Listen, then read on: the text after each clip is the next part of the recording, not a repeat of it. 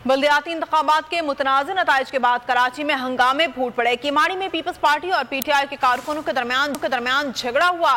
कई कारकुन जख्मी हो गए। उर्दू यूनिवर्सिटी में जमात इस्लामी और पीपल्स पार्टी के कारकुन भी आमने सामने आ गए। जमात इस्लामी और तहरीक इंसाफ फॉर्म 11-12 के मुताबिक नताइज का मुतालबा कर रहे हैं।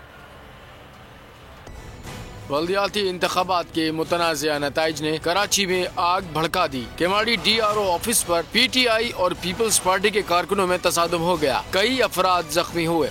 लाए गए झंडों के डंडों से कारकुन एक दूसरे को मारते रहे। पथराव से बोल का कैमरामैन भी जख्मी हो गया। कैमरामैन को मारे, कैमरे भी तोड़ दिए। पीपल्स पार्टी पथराव किया है। पीपल्स पार्टी के झंडे मुझे नहीं पता किसका भाई ये कैमरामैन है जी। पीटीआई वाले एहतजाज करने पहुंचे थे कि पीपल्स पार्टी के कारकुनान भी इलेक्शन कमीशन के हक में पहुंच गए। मुय्यना तौर पर पीपल्स पार्टी के कारकुनों ने अली जैदी पर भी हमला कर दिया। पीटीआई सिंध के सदर अली जैदी को खिड़की से बाहर निकलना पड़ा। गद्दारी के गुंडों ने जो है बदमाशी मचाई हुई है, अली जैदी भाई के ऊपर हमला किया। उर्दू यूनिवर्सिटी गुलशन इकबाल में भी पीपल्स पार्टी और जमात इस्लामी के कारकुनान आमने सामने आ गए।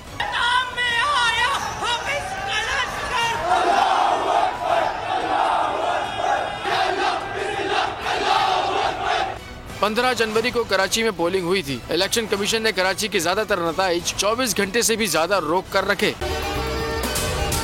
अगर आपको ये वीडियो पसंद आई है तो हमारे चैनल को सब्सक्राइब करें और बेल आइकन को प्रेस करें।